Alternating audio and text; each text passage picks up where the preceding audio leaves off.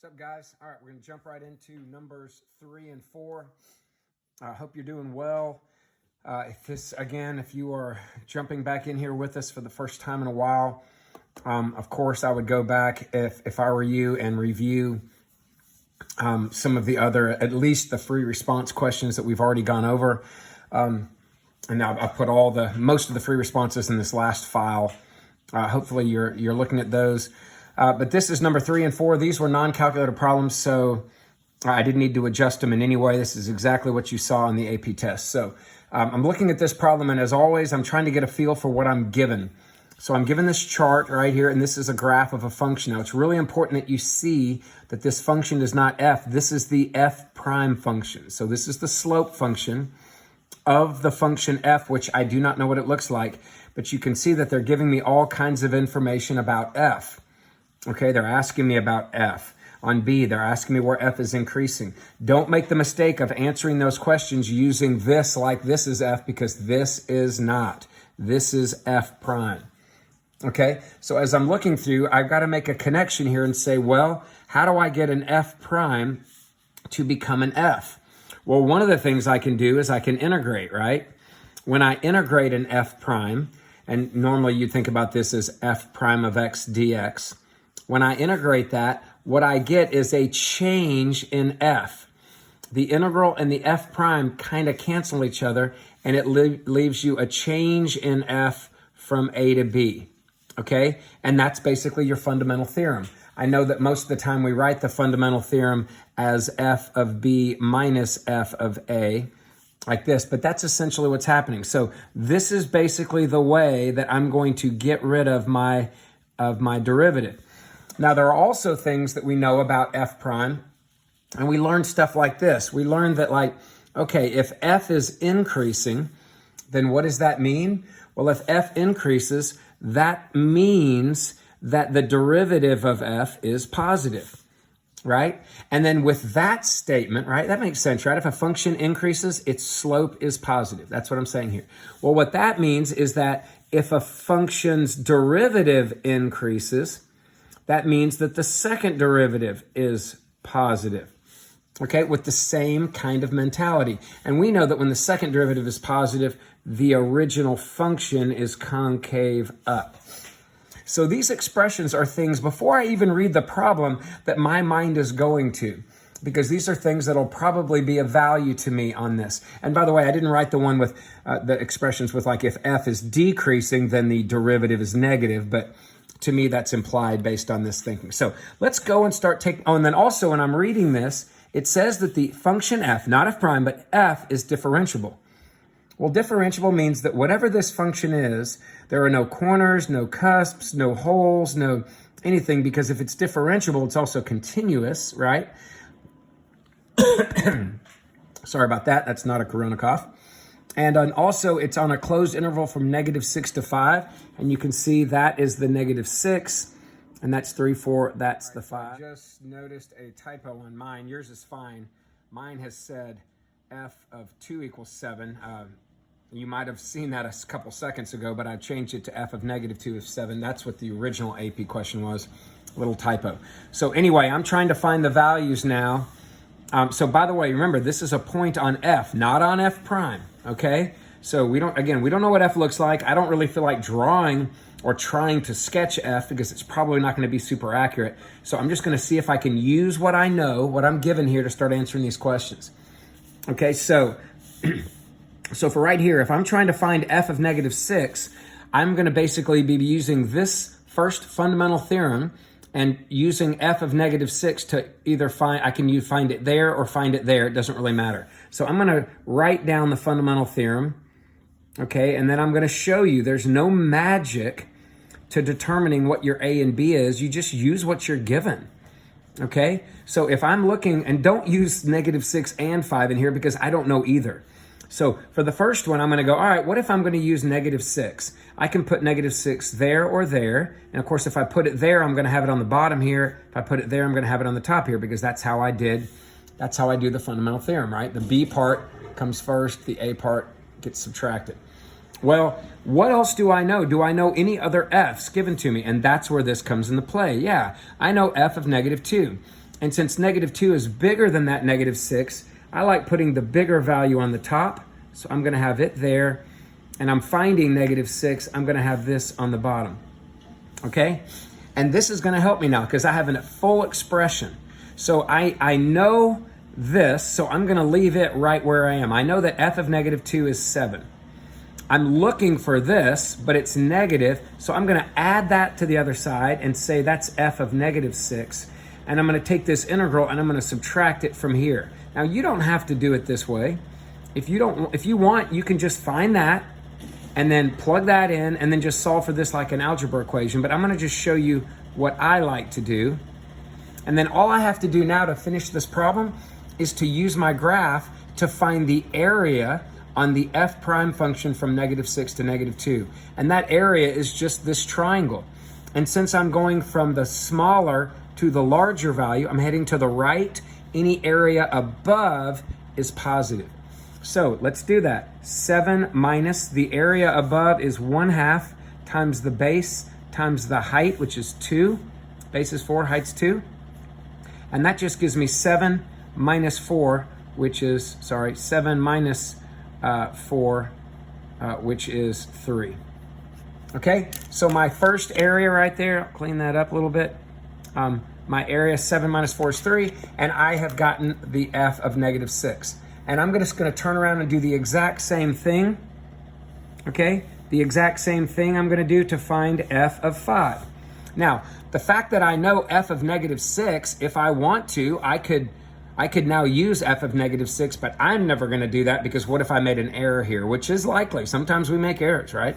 Okay, so what I'm going to do is I'm going to do the same problem again, dx, but this time I'm going to be finding f of 5. Now, f of 5 is bigger than that, so I'm going to put the 5 on the top and the 5 first, and then I'm going to use the negative 2 on the bottom and the negative 2 second. But you don't have to. You don't have to do it in this order. I'm just doing it this order just to show some variety. And again, now I'm solving for f of 5.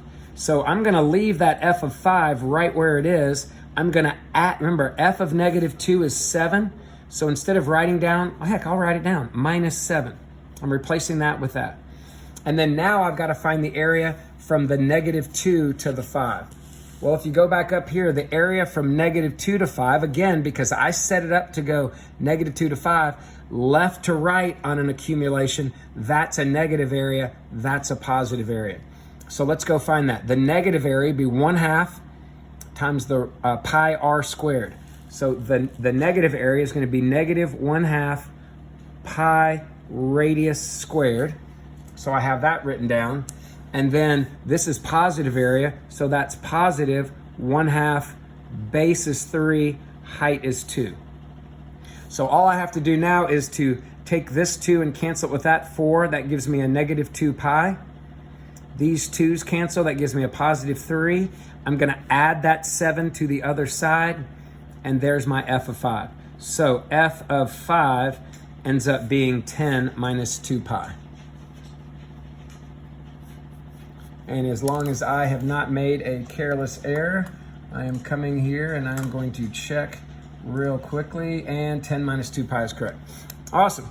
All right, so that's how you would do part A. And part A, it says uses the initial condition.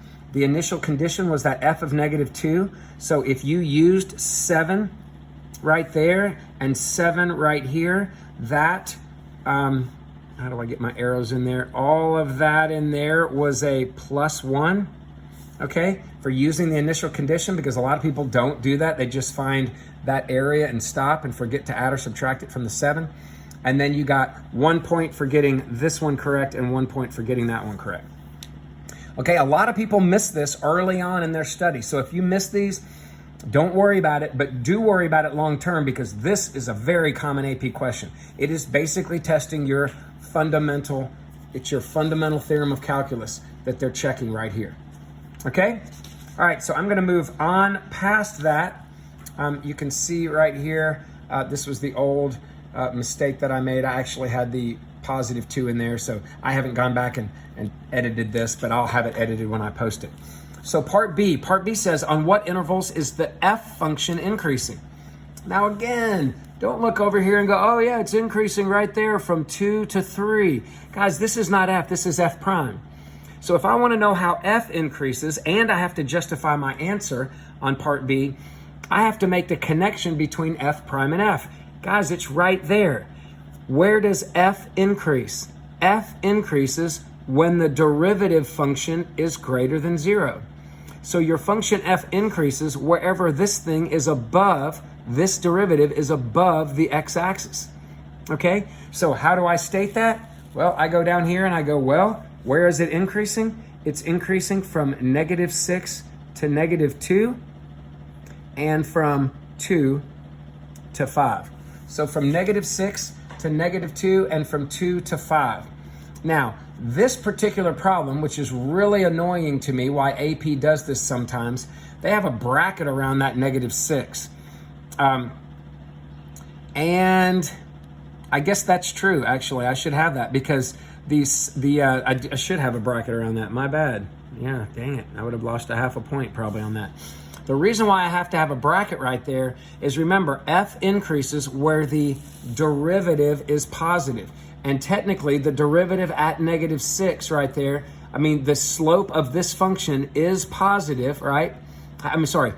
The f prime function has positive values here.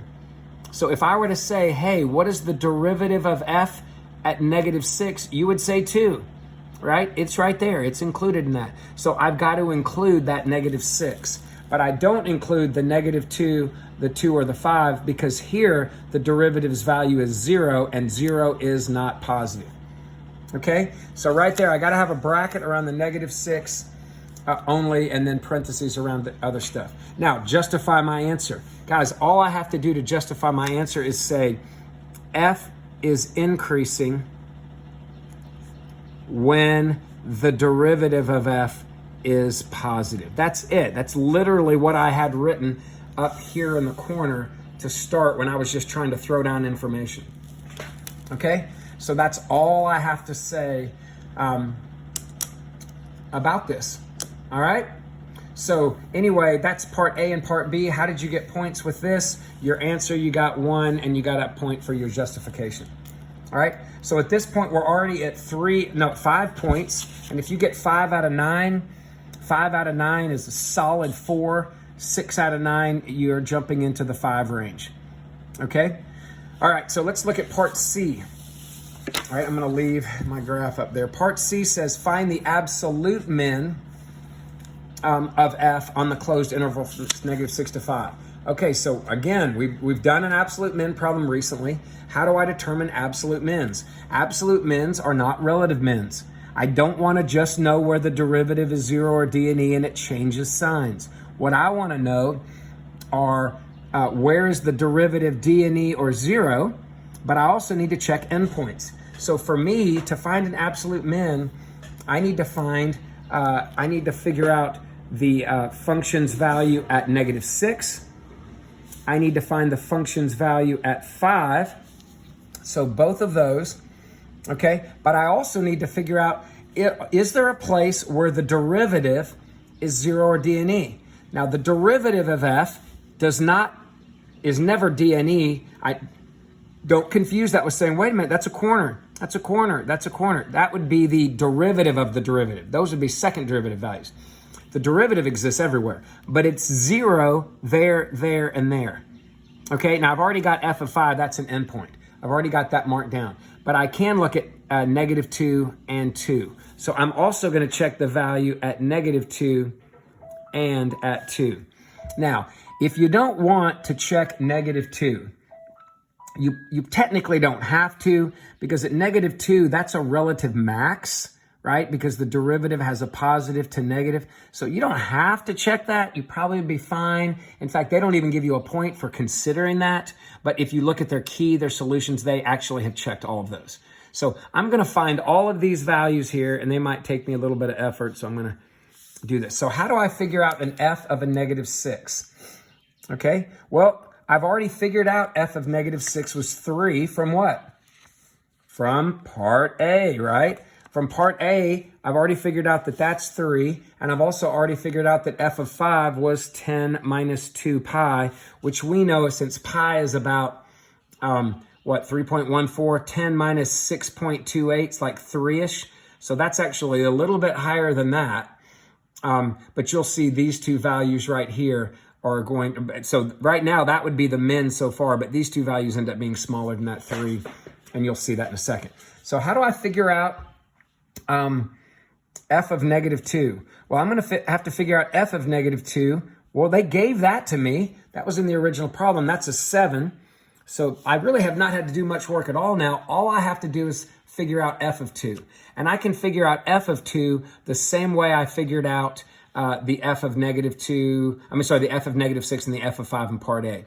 So the f of 2, I'm going to go through that same integral process, but basically, if I go from, I'm going to use what I know, from negative 2 to 2, okay? If I did this, this would be, actually, I'm going to have to take, tell you what, let me just go over here and make sure that you're getting this and that I'm getting this correctly. We know that this is equal to f of 2 minus f of negative 2, right? So if I want f of 2, I'm going to take the f of negative 2 and do what? Add it back to this side, okay? And it will cancel it out here. So f of 2 will be the integral plus the f of the negative 2. So what do I get for this? Well, to find that, I need to find the area between negative 2 and 2. Well, that's just the semicircle. So that is, and it's below, since I'm going from left to right when I'm doing the accumulation, I'm going to go negative 1/2 pi radius squared. And then I'm going to add the f of negative 2, which is a 7. And what does that give me? 7 minus that 4 and that 2 cancels and leaves me 2 pi.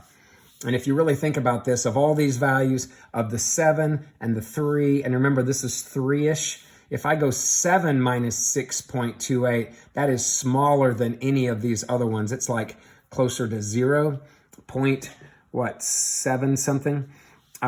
So that's really small, so that is definitely my minimum value. All right? And if I say justify my answer, I would say absolute mins occur at critical numbers or endpoints. And you don't have to define critical number. AP calculus readers know what critical numbers are. So you check the critical numbers, the place where the derivative was 0, there and there. You check the endpoints there and there. You showed all of your math. Remember, you don't have to make sure that the graph goes from plus to minus. That's what you, or where the derivative goes from plus to minus or minus to plus or any of that. We're not doing that, right? That's relative mins and maxes. We're just actually checking the critical numbers and the endpoints and seeing which one's the smallest, okay? And if you're wondering how to do that, just by considering the critical number right here, just by considering it, you don't even have to get it right. But if you were like, ooh, I need to find out what f of 2 is, and you write that down, you got a +1 for considering that. And then for your answer right there, you got a +1. And then for your explanation right here, you got a +1. All right? So anyway, they should have actually, but your justification included those endpoints there. So 3 points right here, 2.678 y, 3, 4, 5. Oh, my bad. This actually, you got an answer with justification. This was actually a 1/2 and a 1/2. You got 1 point for both of those. So at this point, we're at 7 points. 3, 4, 5, 6, 7. Yeah, we're at 7 points. We have 2 more to go. All right, so let's look at part D.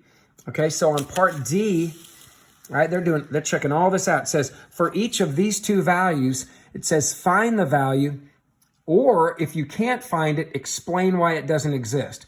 Well, this is asking you for the second derivative. Okay, and the second derivative of f prime is what? Right? Well, we did this right here. We said if I want the second derivative of f, the second derivative of f is the slope of the f prime. Okay, so for me to find the second derivative of -5, I'm going to go to my graph at -5. All right, so here's -5, and I'm going to find the slope right there. So the slope right there, I can use this line. It's a line segment. I'm going down 2 over 4. So the slope there, down 2 over 4, is a -1/2. And so there is your -1/2. You found that. All right, and then they asked you, what is the second derivative at 3? So the second derivative at 3, you're going to go back to your graph at 3. Well, listen, at 3, the slope right there, that is a corner, right? And if I want the slope there, that's the derivative there. Sorry. If I want the slope there, that's the derivative there. And the derivative doesn't exist at a corner. Okay? So right here, I'm going to go the actual second derivative right there at 3 does not exist. Okay? Now I'm going to say the second derivative does not exist because there is a corner on the graph of f prime here. Okay? And I got to be honest with you, I would think that would be enough. And the way they do this is they're giving you 1 point for that right there. Okay? And then they're giving you 1 point for this with the explanation. Now, I'm going to tell you what their explanation is, but their explanation, what they basically did was define corner. Okay? AP said this. Remember, what is a corner? A corner is where the limit from the left and the limit from the right don't exist. So literally what AP said was that the limit as x approached 3 from the left of f prime of x was not equal to the limit of the derivative as x approached 3 from the right. So they basically quoted this corner function, but I think you could just say it's a corner and get your half point for that. Okay? But that's, you know what? Sometimes they'll say things as simple as a corner, but you might, if you think about it, you might go, wait a minute, corners, why don't corners exist? Because the limit from the left and the limit from the right are different. All right? So anyway, that's another way to say what a corner is. The corner means the slopes on both sides are different. So anyway, that is your final 2 points for a total of 9. But anyway, this is how they defined their explanation. All right?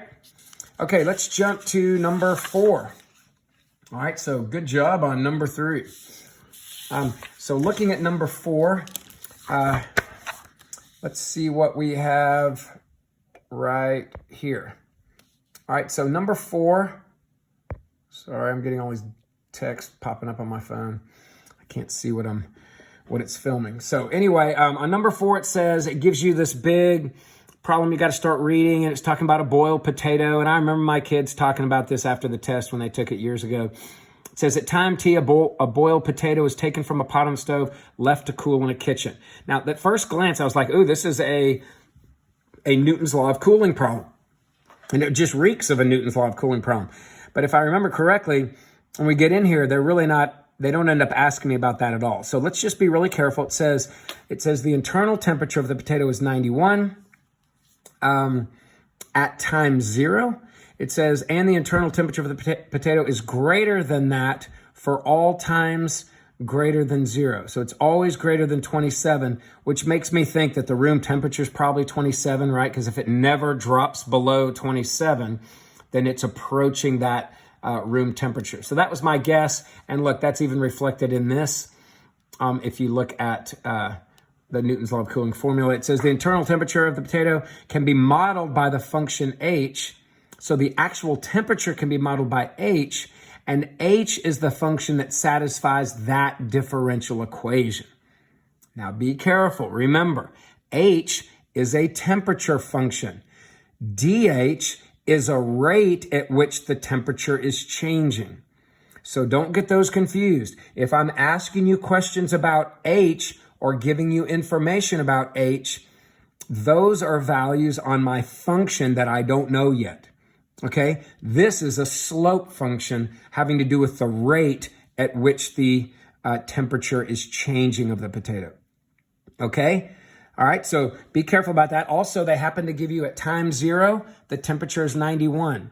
All right, and that's what that is right there. At time 0, the temperature is 91. So the first thing they asked you for is to write an equation for the line tangent to the graph of h at t equals 0. Man, how many times have they asked you for an equation of line tangent to the curve? And you can see that at least once, maybe twice, every time we go through 6 of these questions.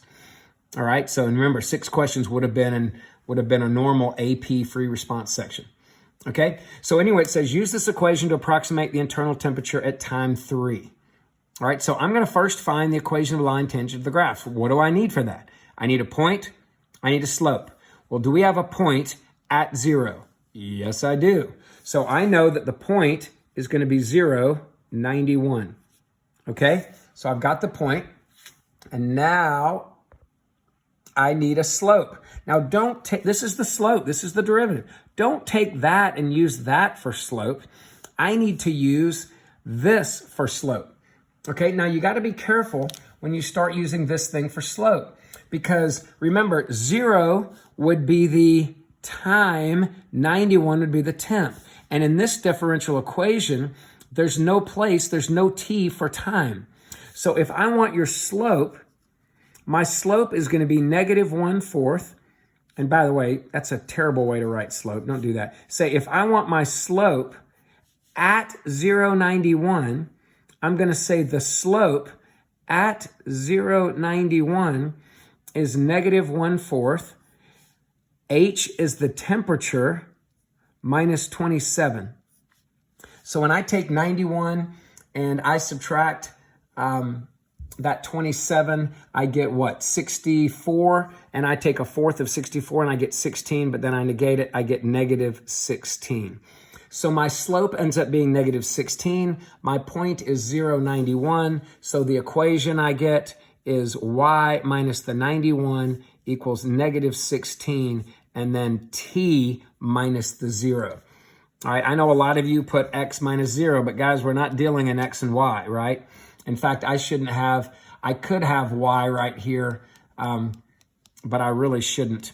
I guess since h is a function, they allow that, but I could totally put h of t in here. In fact, a better way to write this in the end would be to say, okay, my y is my h function, and I get -16 t. You can write t minus 0 plus 91. And that's my h. That's my tangent line function. In fact, you know what? That's not a better way to write it. We're just going to leave it like this, because remember, h is the original function. So I'm just going to leave this as a y, because it's not the same thing as h. While I'm at it, I'm going to clean this junk up for later.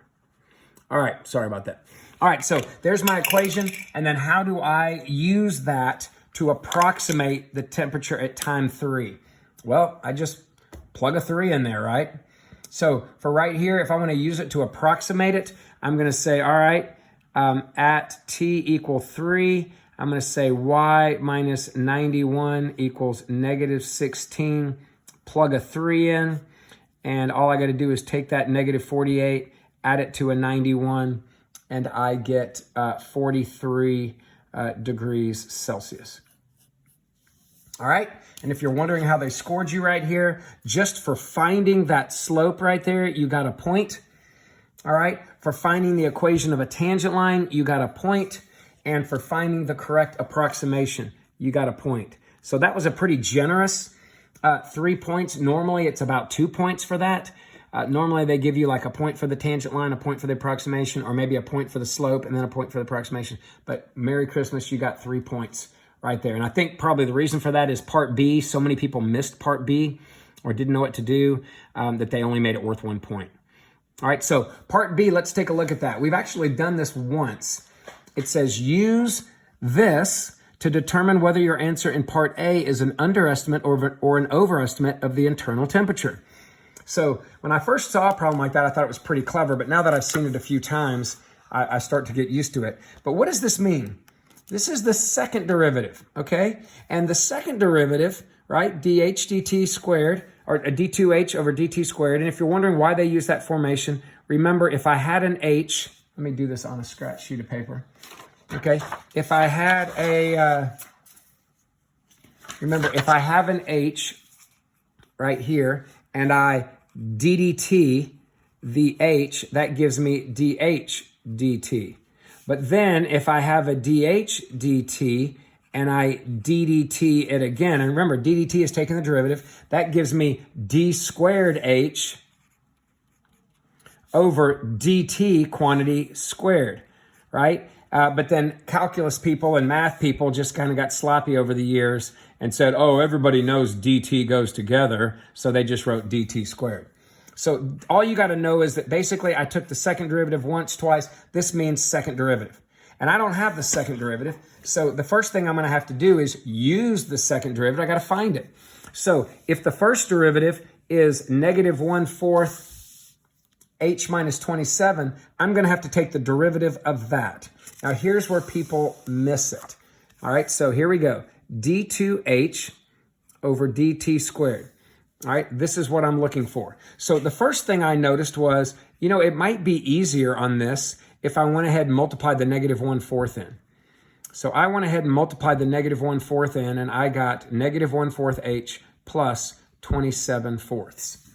Okay, so this is what I have. So now, to take the second derivative of h, I got to take the derivative of this. Now, let me show you what almost everybody did wrong. They wrote the derivative of that's negative 1/4, the derivative of that's 0, and they stopped.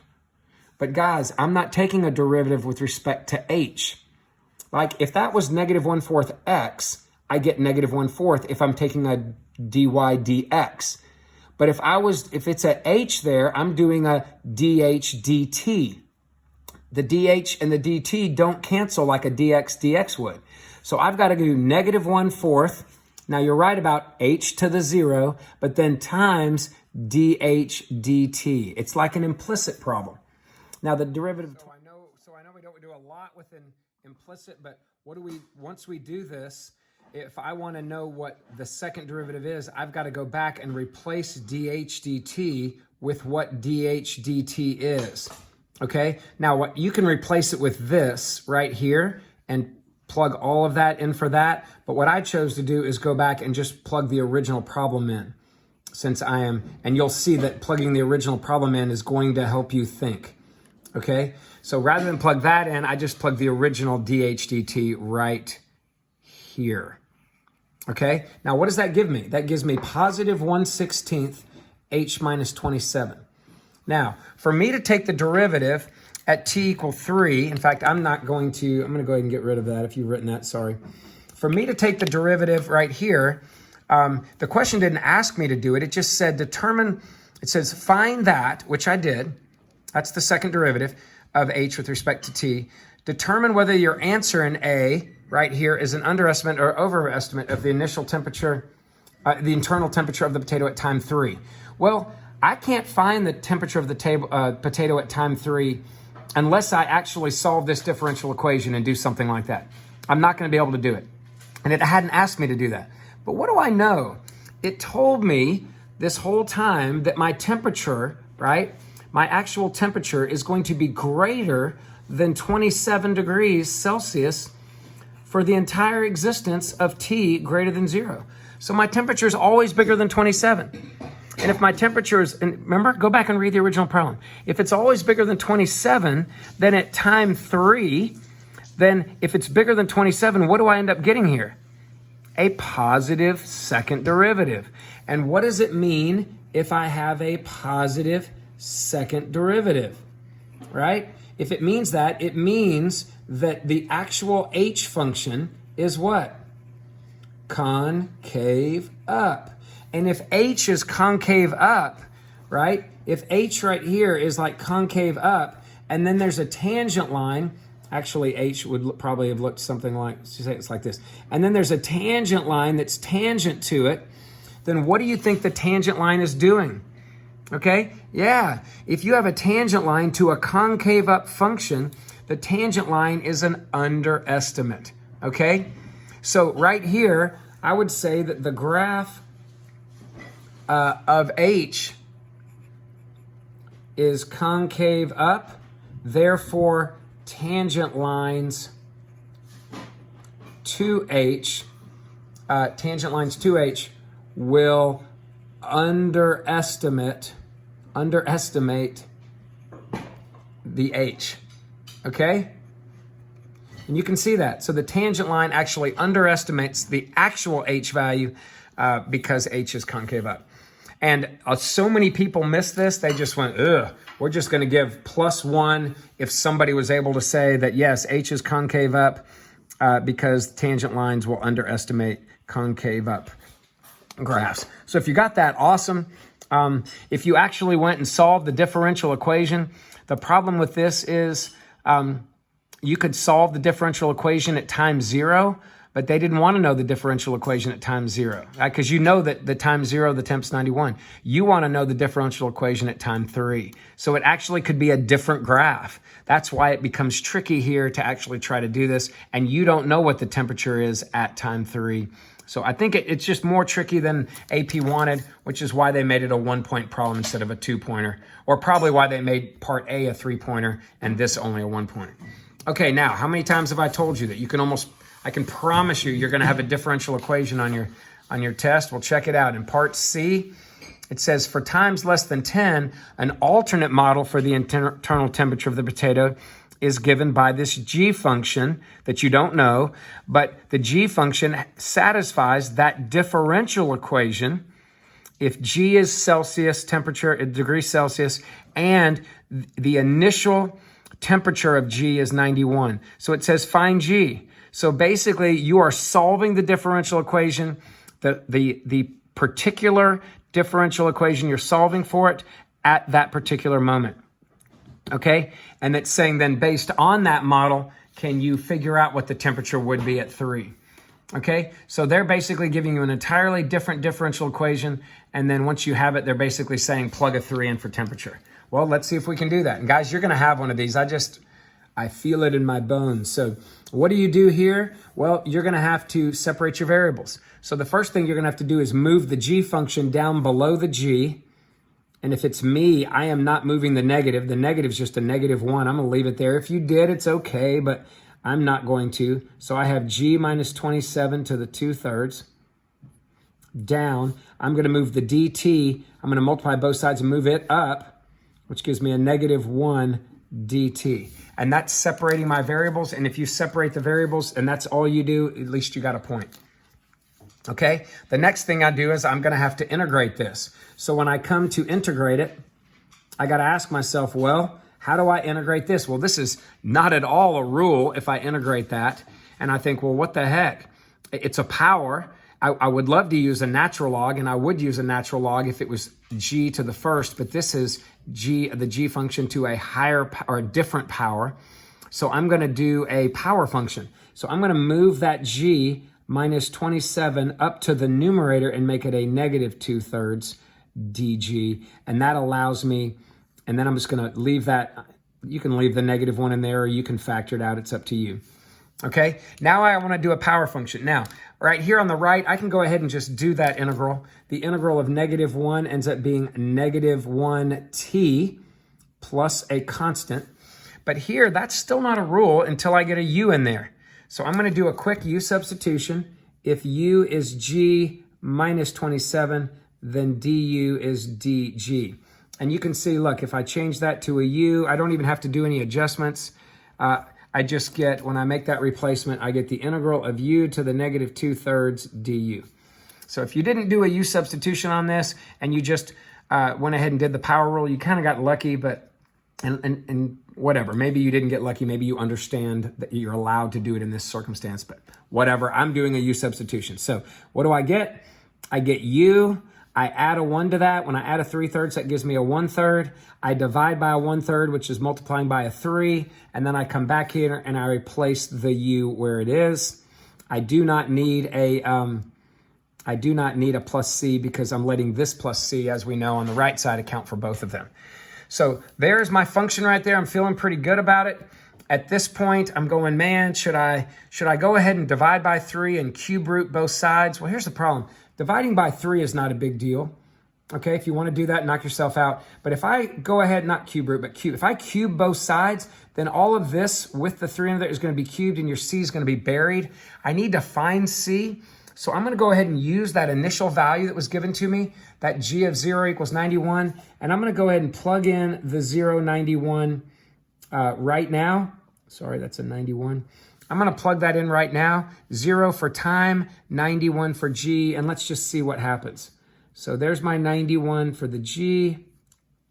I'm betting I'm going to get a nice, neat value. Here's my 0 for time. And what's 91 minus 27? Yes, 64. Perfect. What is the cube root of 64? If you don't know that, the cube root of 64 is 3. You should have a calculator. You could do that in your head. I can do it in my head. If you can't, use your calculator. But remember, that's a 1/3 is a cube root. So that gives me a 4. 3 times 4 is a 12. And now I have my C value. And once I have my C value, and by the way, you got a point for doing, actually you got a 1/2 point for doing this antiderivative, a 1/2 point for doing that antiderivative, or those integrals. Remember, antiderivatives are integrals. And then for doing the plus C, you got a 1/2 point. And for actually showing them that you meant to plug this in, even if you did it incorrectly, you got a 1/2 point. So at this point, we're at 1, 2, 3 points. By the way, if you don't use if you don't have the C value in there, then the max they give you is 2. Even if you try to plug that in, the max they give you is 2. All right, so make sure you put the C, then you'll get that 1/2 and that 1/2. Once you get your C, I plug the C back into the function I used to find it. So I'm plugging it back into 3G minus 27 to the 1/3 equals, if C is 12, negative T plus 12. And at this point, I have to solve for G. G is like my Y function. So I'm going to divide by 3. And that gives me negative 1/3 T, or negative T over 3 plus 4, right? I'm going to cube both sides, right? And I'm not going to do any simplifying on that. I'm going to cube this and cube that. That cancels that. And please do not simplify.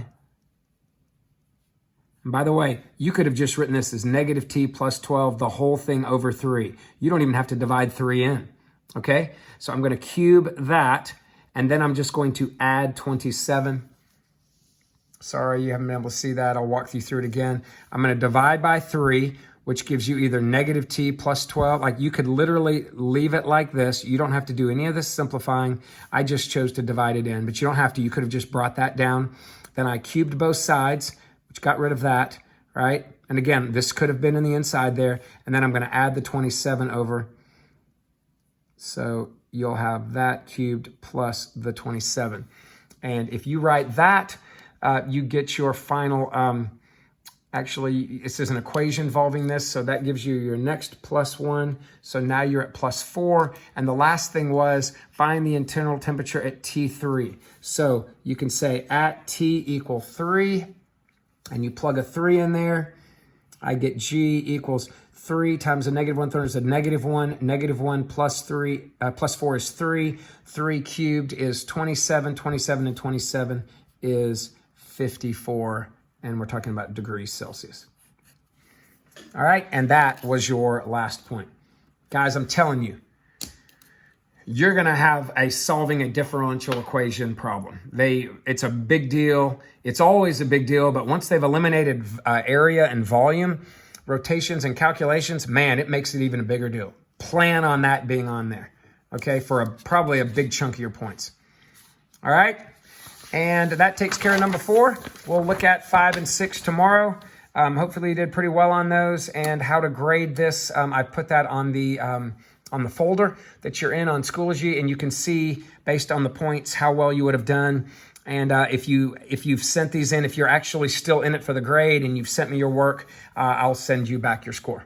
All right, thanks guys.